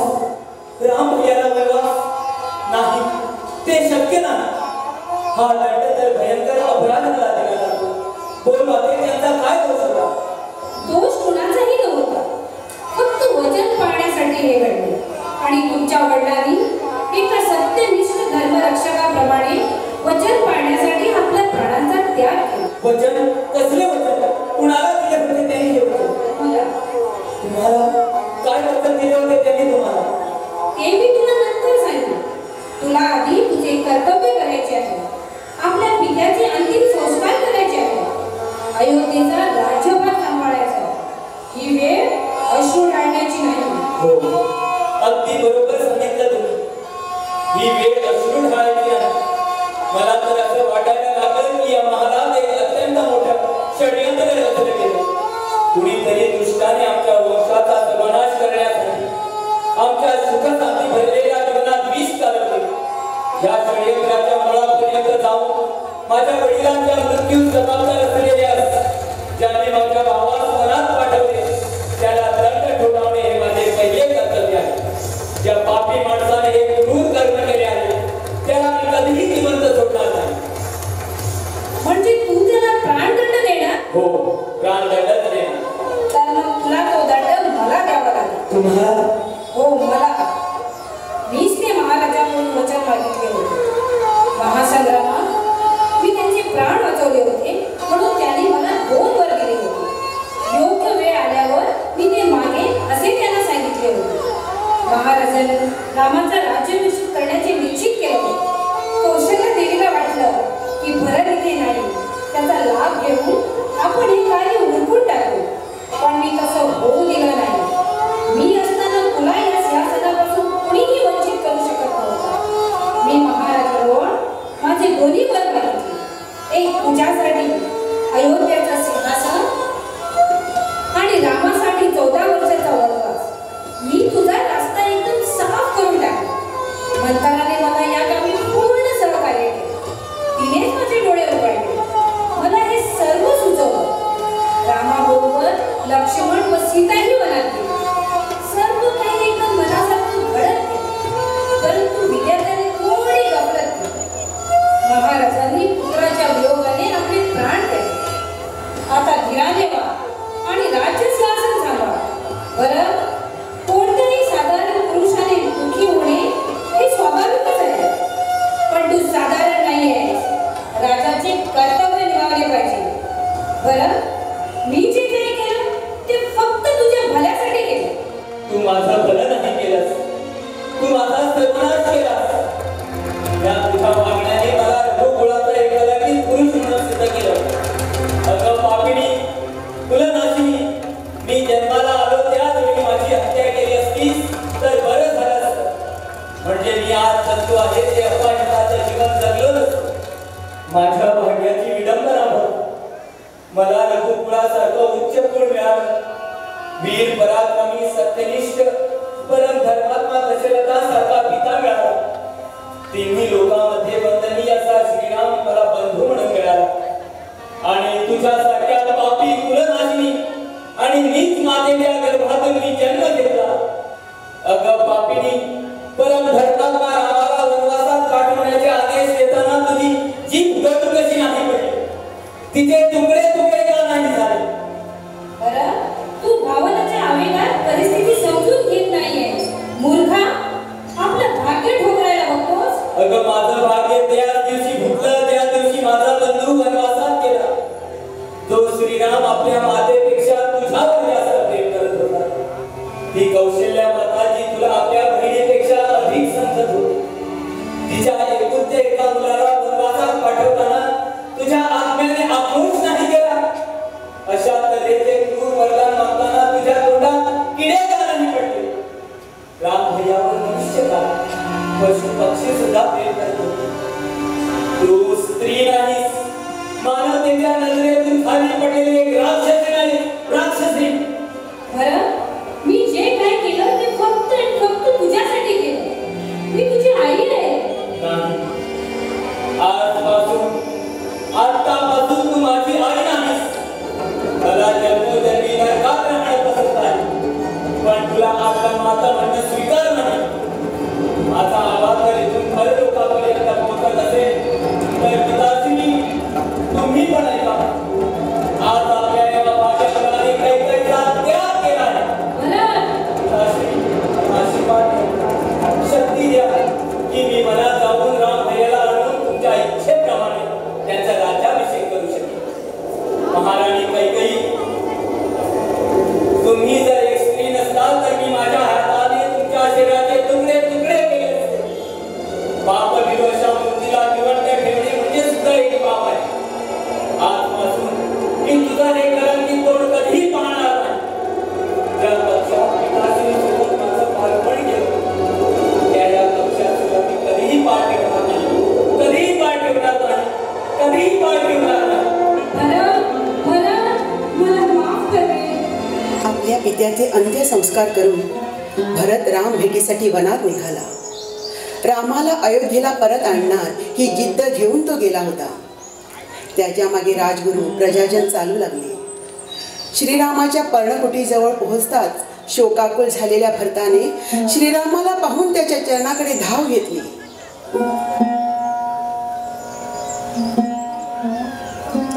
भरत, तू अयोध्या सोडून वनात का आलास?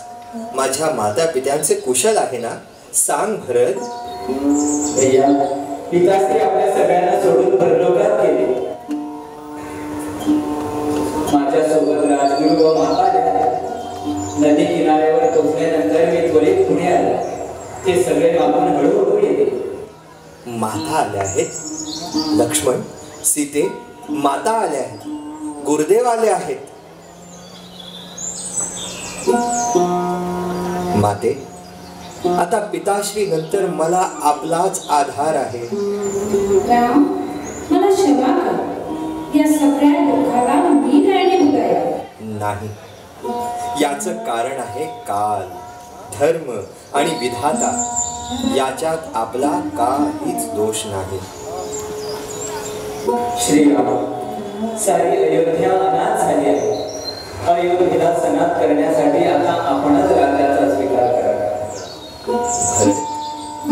झाल्या प्रकारात कोणीच दोषी नाही. ही सारी कर्माची गती. आपल्या पित्याच्या दुःखद मृत्यूनंतर अयोध्या अनाथ होणे साहजिकच आहे. परंतु अयोध्येच्या राज्यावर पित्याने तुझी निवड केली आहे. हा राम कोणत्याही मोहाला बळी पडून सत्य वचनापासून ढळू शकणार नाही. तेव्हा अयोध्येचे राज्यपद भूषवून आपल्या प्रजाजनाचे तूच उत्तम प्रकारे रक्षण कर.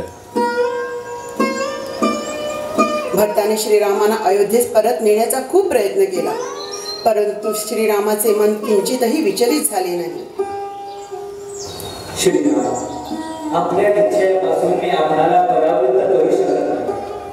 अयोध्येचा राज्यकारभार तर चालला पाहिजे. तेव्हा आपण या चंदेरी पादुका आपल्या पदस्पर्शाने पवित्र करू. त्या पादुका सिंहासनावर ठेवून मी अयोध्येचे राज्य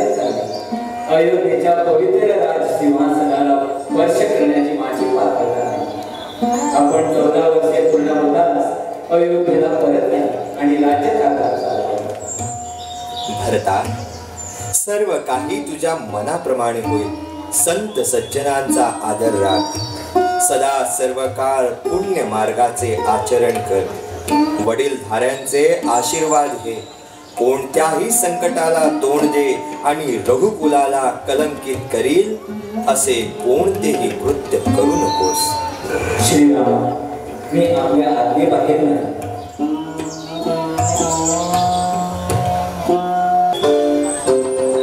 पंचवटीत असताना एक दिवस श्रीराम व लक्ष्मण आपल्या पर्णकुटीच्या बाहेर बोलत बसले होते. त्यावेळी शूर्पणखा नावाच्या एका राक्षसीने त्या दोघांना पाहिले. लंकेचा राजा रावणाची ती बहीण. श्रीरामाचे मनोहर रूप पाहून ती त्याच्यावर मोहित झाली. लक्ष्मणाला पाहून तिच्या हृदयात नाजूक धडपड सुरू झाली. ती अगदीच वेडी झाली व त्यांना वश करण्यासाठी काय करावे याचा विचार करू लागली. हळुवार नुपुरांचा छम छम आवाज करीत ती श्रीरामाच्या अगदी जवळ आली.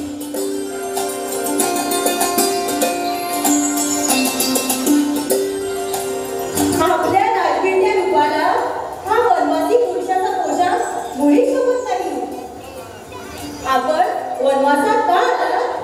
मी दशरथाचा पुत्र. पित्याच्या आज्ञेवरून मी हा वनवास पत्करला. महाराज, आपला हा वनवास माझ्या मागे पथ्यावर पडला. तो कसा? महाराज, माझ्या लग्नासाठी अनुरूप वर मिळावा म्हणून मी आणि माझ्या पित्याने सारे त्रिभुवन पालथे घातले. परंतु माझ्या सौंदर्याला शोभेल असा ज्येष्ठ व पराक्रमी पुरुष कुठे आढळला नाही. परंतु आज माझ्या भाग्याचा दिवस उजाडला. आपण माझा स्वीकार कराल ना? हे सुंदरी, माझे तर लग्न पूर्वीच झाले आहे. त्यामुळे तुझी विनंती मला मान्य करता येत नाही. परंतु हा माझा भाऊ लक्ष्मण मात्र अद्याप अविवाहित आहे. महाराज, आपल्या बंधूचं म्हणणं ऐकलं ना? आपण तरी माझा स्वीकार करावा पडेल. हे त्रिभुवन सुंदरी, मी श्री रामाचा सेवक आहे. माझ्याशी लग्न केल्यावर तू ही सेविका होशील. मी सेविकेचे आयुष्य तुझ्यासारख्या सौंदर्यवतीला मुळीच आवडायचं नाही. त्यापेक्षा तू श्रीरामांची भार्या हो. श्रीरामा, आता आपणच माझा स्वीकार करावा. दुष्ट शूर्पणखे, तुझे मायावी रूप पाहता क्षणी मी तुला ओळखले. तू आमच्या नादी लागण्यापेक्षा तुझ्याच जातीतील एखाद्याशी विवाह का करत नाहीस? मी रावणाची बहीण शूर्पणखा. या सीमेला मी प्रथम खाऊन टाकते. ही अडचण दूर झाली की मग आपण दोघे मनमोहक व्यवहार करू. लक्ष्मणा, या मूर्ख राक्षसीचे नाक कान कापून तिला जन्माची अद्दल घडव.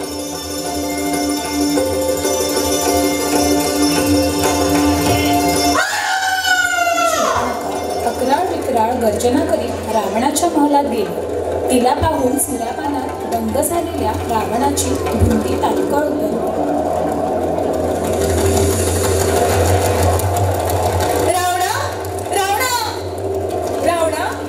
तुझ्यासारखा प्रतापशाली भाऊ पाठीशी असताना शूर्पणखेची दुर्दशा व्हावी? अरे, तू मद्याच्या धुंदीत गुंगून पडला आहेस. पण तिकडे दंड करण्यात रामाने माझी ही दशा केली. आपल्या भावा बहिणीचा सांभाळी त्याला करता येत नाही, तो 14 चोपड्यांचे राज्य कसे सांभाळणार?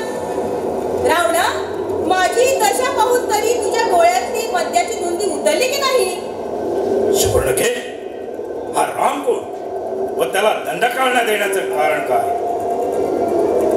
राम हा अयोध्येचा राजा दशरथ यांचा पुत्र. तो आपला भ्राता लक्ष्मण आणि पत्नी सीता यांच्यासह वनात येऊन राहिला आहे. रावणा, श्रीरामाच्या बाणात सारे त्रिभुवन हादरून टाकण्याची शक्ती आहे. शूर्पणखे, एका शूद्र मानवाची तू माझ्या समोर स्तुती करतेस. हे त्याच्या बाणाने त्रिभुवन हादरून जाईल. माझा पुत्र इंद्रजित देखील सहज त्याचा पराभव करू शकेल. रावणा, श्रीरामाबरोबर त्याची स्वरूप सुंदर पत्नी देखील सीता आहे. त्या सौंदर्य लतिकेला तू एकदा पाहशील तर सौंदर्याची तुझी व्याख्या बदलून जाईल. या अंतपुरात हजारो सुंदर स्त्रिया असल्याचा तुझा दावा आहे, परंतु सीतेसारखी एक तरी रमणी तुझ्याशी आहे का? सुपर्णके, मी रामाचा वध करून त्या सौंदर्य लतिकेला माझ्या हृदय सिंहासनावर बसवीन. मी सीतेला माझी पट्टराणी करीन. खरंच नावाचा रावण आहे. दिवसेंदिवस डोई जड होत चाललेल्या रामाचा कसा काटा काढायचा व सीतेला कशी पळून आणायची यावर विचार करीत असताना रावणाला आपला मामा मारीच याची आठवण झाली. मारीचाला मायावी रूप धारण करायला लावून सीतेला पळवण्याचा डाव त्याने रचला व त्याप्रमाणे सीतेला पळवून आणण्याची योजना आखून घेतली. मारीच, तू कांचन मृगाचे रूप घेऊन रामाच्या पर्णकुटीकडे जा.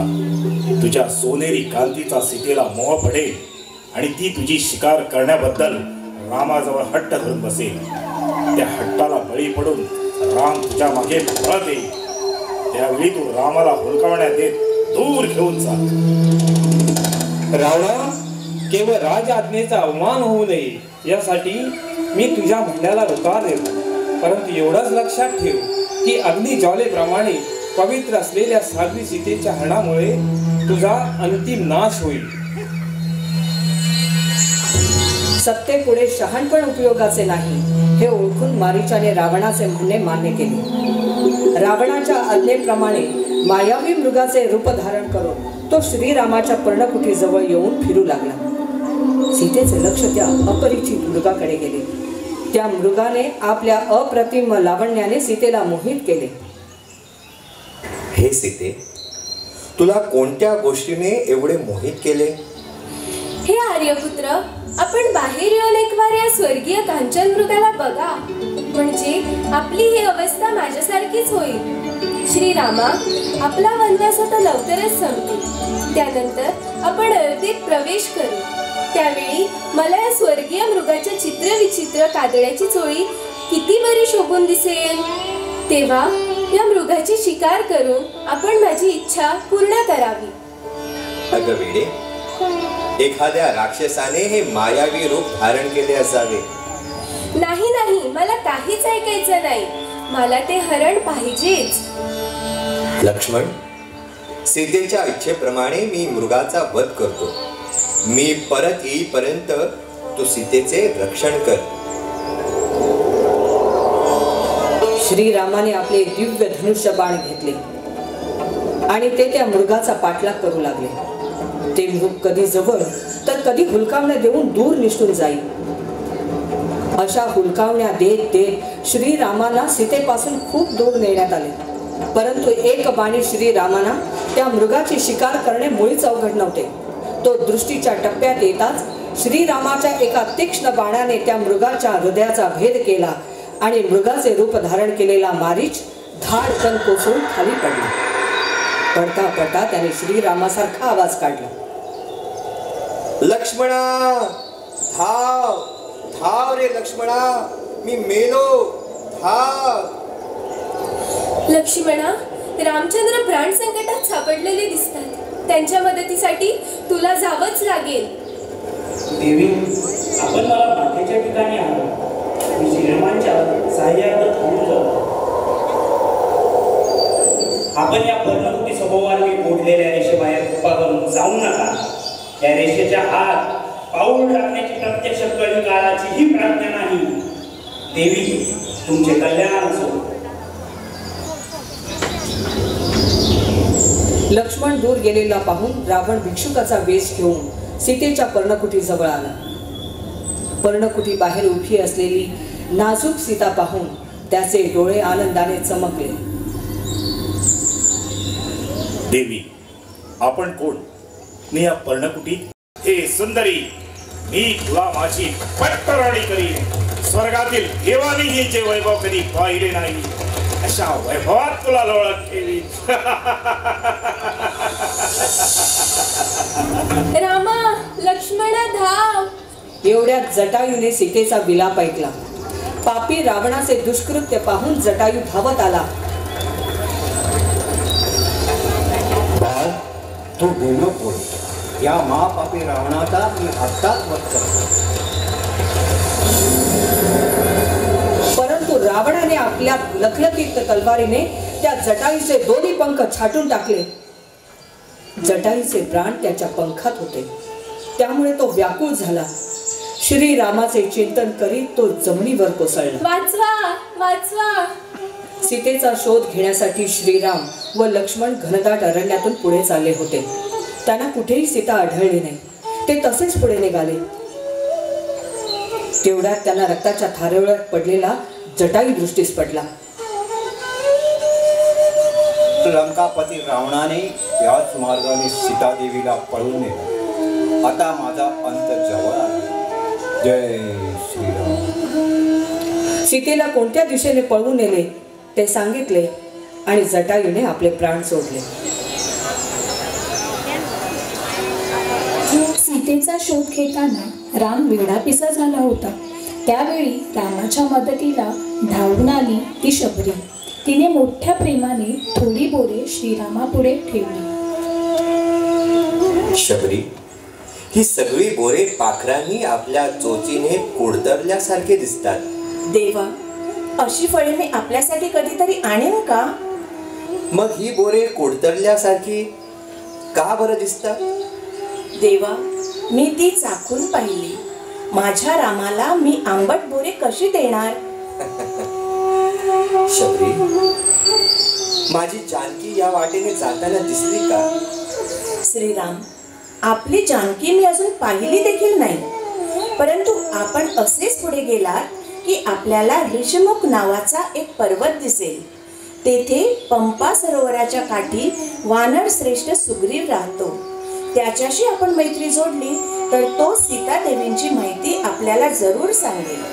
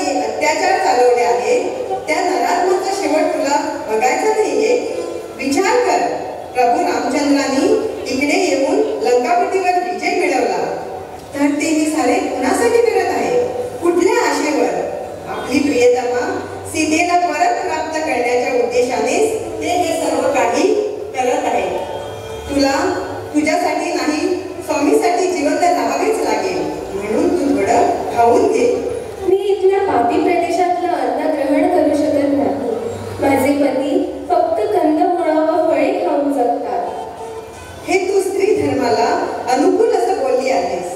मी तुझ्यासाठी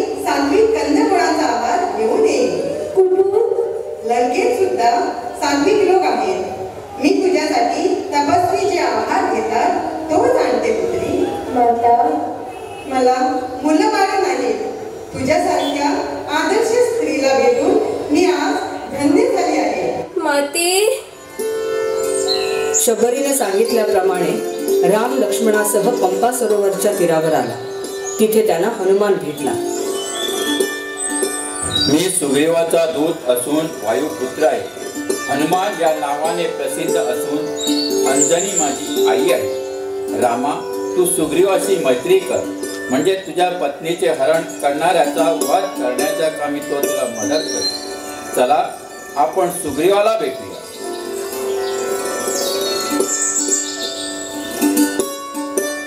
राम लक्ष्मण याला घेऊन हनुमान सुग्रीवाला भेटला. लक्ष्मणाने रामाचा सुरुवातीपासूनचा सर्व वृत्तांत सुग्रीवाला सांगितला. हे राघवा, सीतेचा शोध मी करेन आणि शत्रूचा घात करण्याच्या कामी तुला मदतही करेन. मागे मी एकदा पर्वताच्या शिखरावर बसलो होतो, तेव्हा आकाशातून कोणीतरी राक्षस एका स्त्रीचे हरण करीत होता. ती स्त्री रामा रामा असा आक्रोश करीत होती. आम्हाला पर्वतावर पाहून तिने आपले दागिने काढून वस्त्रात बांधले व आमच्याकडे पाहून खाली टाकून दिले. ते मी माझ्याकडे ठेवले आहे. रामा, मी तुला प्रतिज्ञापूर्वक सांगतो की लढाईत रावणाचा वध करून तुझी जानकी तुला मिळवून देईल.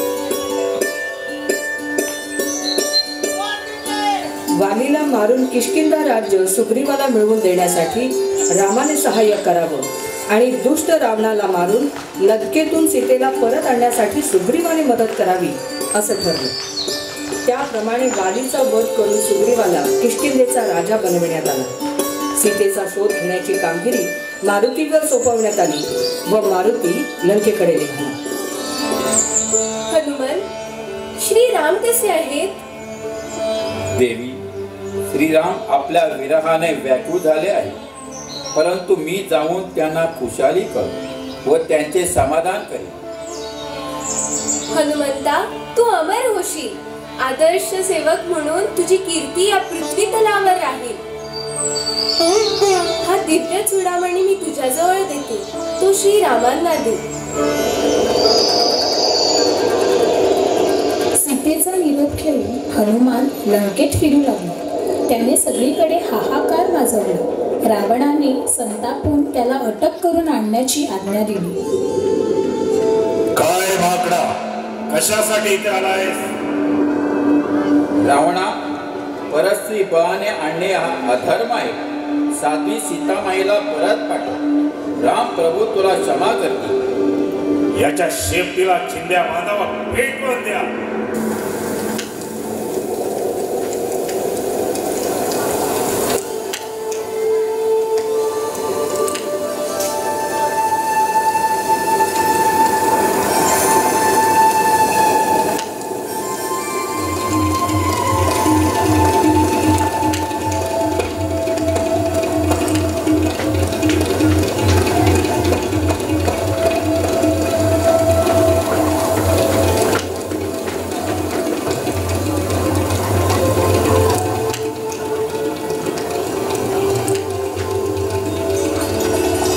सागर तीरावर सर्वजण हनुमंताची वाट पाहत होते. हनुमान येऊन पोहोचताच श्रीरामाने त्याला लंकेची समग्र माहिती विचारली. लंकेवर हल्ला करण्यासाठी कोणते मार्ग सोयीस्कर आहेत, लंकेभोवती किती कोट आहेत इत्यादी अनेक प्रकारची माहिती विचारून घेतली. असंख्य वानरांसह राम दक्षिणेकडे निघाले आणि समुद्र तीरावर येऊन पोहोचले. आता प्रश्न असा पडला की समुद्र ओलांडावा कसा. 3 दिवस श्रीरामाने सागराची प्रार्थना केली, पण सागर काही प्रकट झाला नाही. शेवटी संतापून रामाने सागरावर अस्त्र उगारले. रामबाणाच्या भयाने सागर प्रकट झाला. हे रामा, तुझ्या वानर सेनेमध्ये नळ नावाचा एक वानर आहे. तो प्रत्यक्ष विश्वकर्माचा पुत्र आहे. त्याच्याकडून तुम्ही सेतू बांधून घ्या. तो सेतू मी माझ्या छातीवर आनंदाने पेरून घेईन.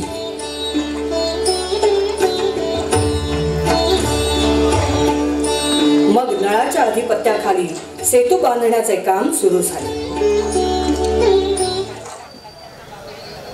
सेतू बांधा रे, सेतू बांधा रे, सेतू बांधा रे सेतू बांधा रे सेतू बांधा रे सागरी सेतू बांधा रे सागरी सेतू बांधा रे सागरी सीतावर रामचंद्र की जय सेतू बांधा रे सेतू बांधा रे सेतू बांधा रे सेतू बांधा रे सेतू बांधा रे सागरी सेतू बांधा रे सागरी सेतू बांधा रे सागरी सीतावर रामचंद्र की जय।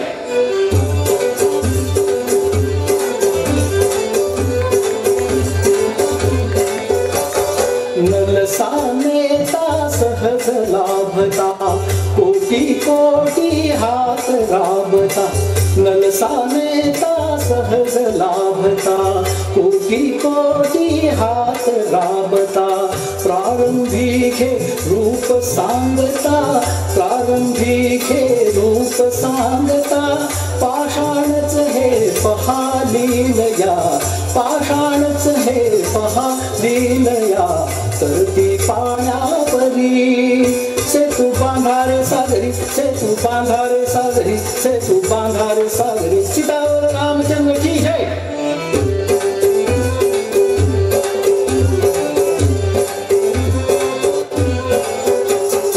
चरण प्रभूचे जलात शिरता सकल ज्ञाना येई तीर्थता चरण प्रभूचे जलात शिरता सकल ज्ञाना येई तीर्थता आरंभास्तव अधीर पूर्तता आरंभास्तव अधीर पूर्तता शिळा होऊनी जडू लागल्या शिळा होऊनी जडू लागल्या लाटा लाटा बरी सेतू बांधा रे सागरी सेतू बांधा रे सागरी सेतू बांधा रे सागरी सीतावर रामचंद्र की जय।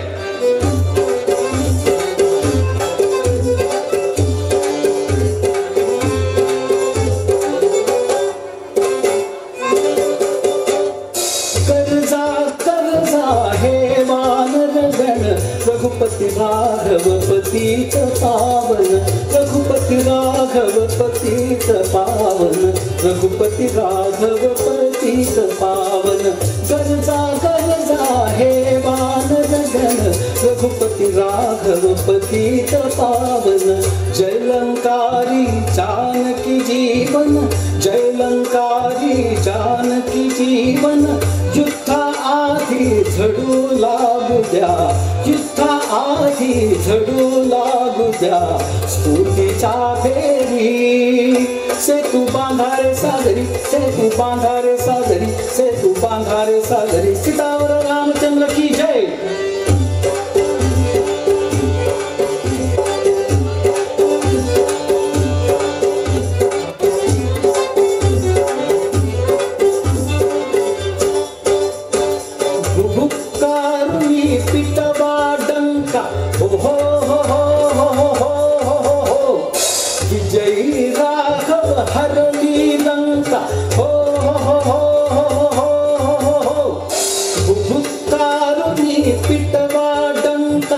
विजयी राघव हरली लंका मुक्त मैथिली कशास शंका मुक्त मैथिली कशास शंका सेतुरूप हा झोतच शिरला सेतुरूप हा झोतच शिरला दुबळ्या अंधारी सेतू बांधा रे सागरी सेतू बांधा रे सागरी सेतू बांधा रे सागरी सीतावर रामचंद्र की जय सेतू बांधा रे सेतू बांधा रे सेतू बांधा रे सेतू बांधा रे सेतू बांधा रे सागरी सेतू बांधा रे सागरी सेतू बांधा रे सागरी सीतावर रामचंद्र की जय। झोपी गेलेल्या कुंभकर्णाला जागा करण्यासाठी वेगवेगळे प्रयत्न करण्यात आले अनेक कर्कश रणवाद्ये वाजवून कुंभकर्णाला जागे करण्याचा प्रयत्न केला परंतु कुंभकर्ण गाढ झोपलेला होता।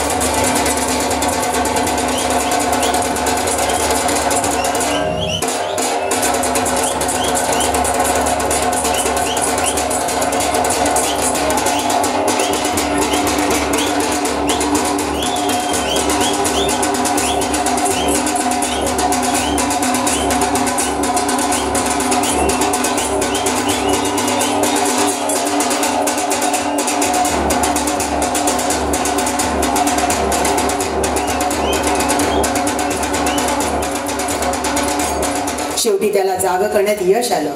तो जागा झाल्यावर युद्धाची सर्व हकीकत त्याला निवेदन केली. या युद्धात अन्यायी रावणाचा पराभव होईल. मी त्याचा भाऊ असल्यामुळे केवळ कर्तव्य म्हणून रावणाच्याच बाजूने लढत आहे. या युद्धात आम्हाला विजय मिळेल असा विश्वास मला वाटत नाही, परंतु मृत्यू आला तरी तो श्रीरामाच्याच आतून येईल आणि ही जमेची बाजू फार महत्वाची आहे. नाथ, अनेक अपशकुन व्हायला लागले आहेत. माझं मन तर वेगवेगळ्या शंकांमुळे भयभीत झालं आहे. अपशकुन?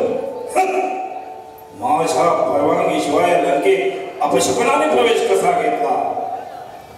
ही हसण्यावारी देण्यासारखी गोष्ट नाही महाराज. मी जे काही तुम्हाला सांगते आहे ते स्वप्न नाही, मला प्रत्यक्ष अनुभव आला आहे. त्यावरून मी सांगते. मला भीती वाटायला लागली आहे.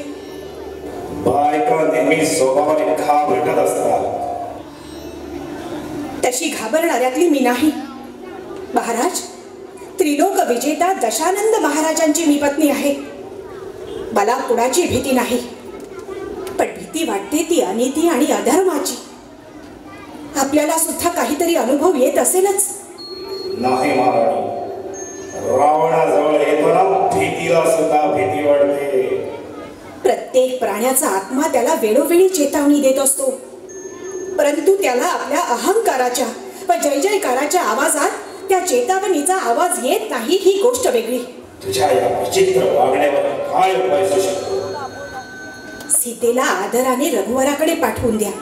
मंदोदरी, आता मला खरं कारण समजलं.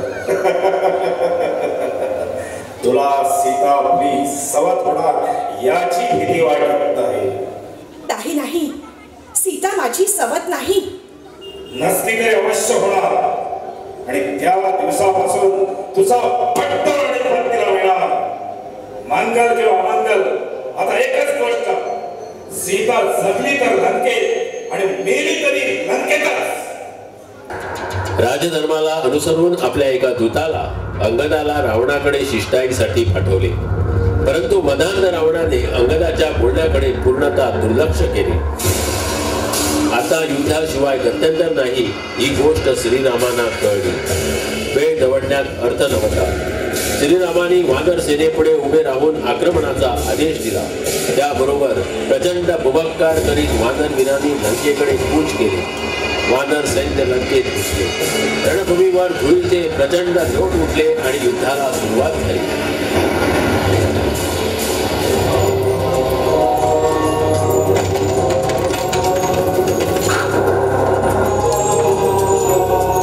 पहिला दिवस संपला. त्या दिवशी वानर वीरांनी राक्षसांचे निम्मे अधिक सैन्य ठार करून भावी विजयाचा जणू पायाच घातला. कुंभकर्णाने आक्रमक पवित्रा घेतला. शेवटी श्रीरामचंद्राने अर्धचंद्राकृती बाणाने त्याचे शीर खडावेगळे केले. कुंभकर्णाचा देह धाडकन भूमीवर कोसळून पडला. श्रीरामाने अहि व मही या बलाढ्य वीरांचा संहार केल्याचे वर्तमान ऐकून दशानन रावण अतिशय क्रोधाविष्ट झाला. इंद्रजित, कुंभकर्ण, प्रहस्त इत्यादी सर्व मोठमोठे वीर नाहीसे झाले. आता जगून तरी काय उपयोग असे निराशेचे विचारही त्याच्या मनात उद्भवू लागले.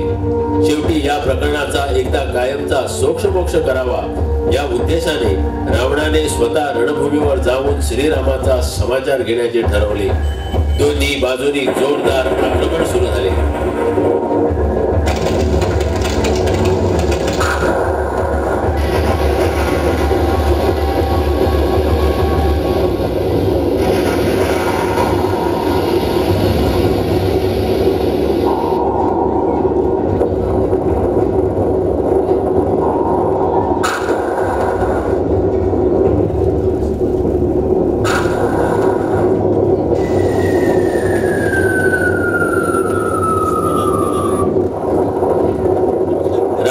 अभिमंत्रून लक्ष्मणावर फेकलेल्या बाणाने तो निश्चित पडला.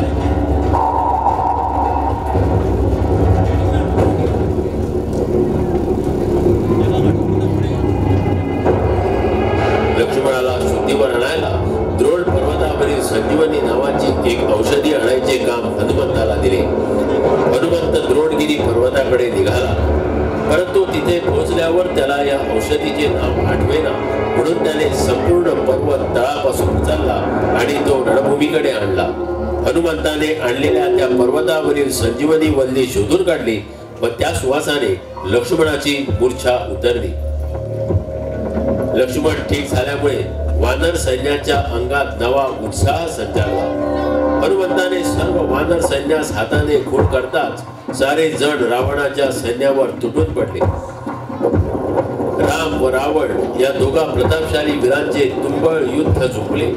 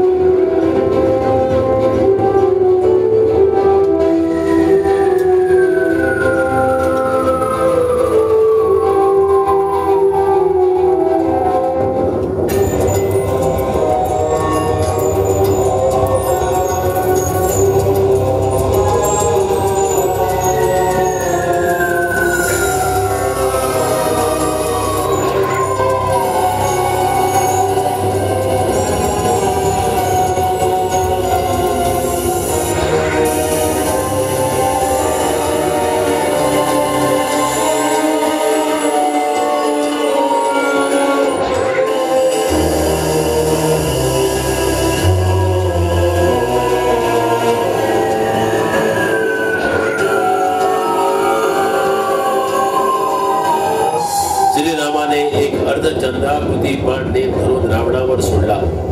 या बाणाने रावणाचे मस्तक तुटून पडले, पण दुसऱ्या क्षणी त्या जागी पुन्हा मस्तक उत्पन्न होऊ लागले. विभीषणाचा सल्ला ऐकून श्रीरामाने अगस्त्य ऋषींनी दिलेला अद्भुत बाण भात्यातून बाहेर काढला. त्यावर ब्रह्मस्त्राची स्थापना केली आणि तो तेजस्वी बाण रावणाच्या नाभीवर सोडला. नाभीचा भेद होऊन तिथला अमृत कुंभ रिता झाला व रावणाचा पर्वतप्राय देह जमिनीवर आदळला.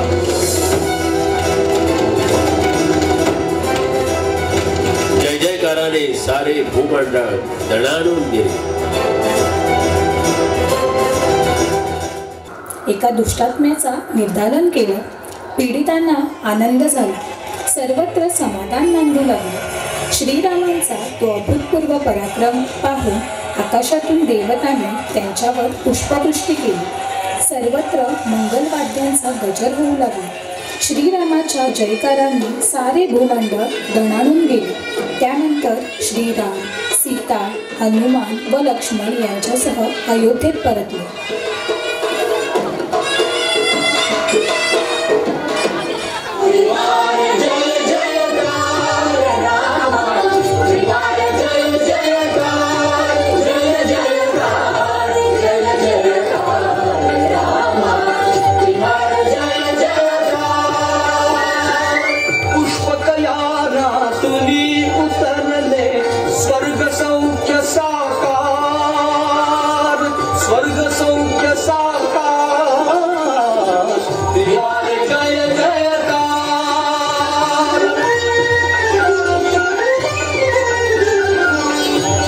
चिंतिचे सुदीर्घ आयु पुण्य सलीला सरिता सरयू पुलकित पृथ्वी पुलकित वायू पुलकित पृथ्वी पुलकित वायू आज अहल्ये परी झाला नगरीचा उद्धार नगरीचा उद्धार त्रिवार जय जयकार त्रिवार जय जयकार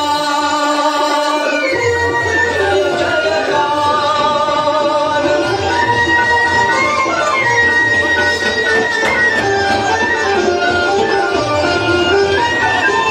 इतकामना तुझी होऊ दे राम राजया पुरी येऊ दे ते कौसल्या माय पाहू दे ते कौसल्या माय पाहू दे राभी सह तू परंपरेने भोग तुझा अधिकार भोग तुझा अधिकार त्रिवार जय जयकार रामा त्रिवार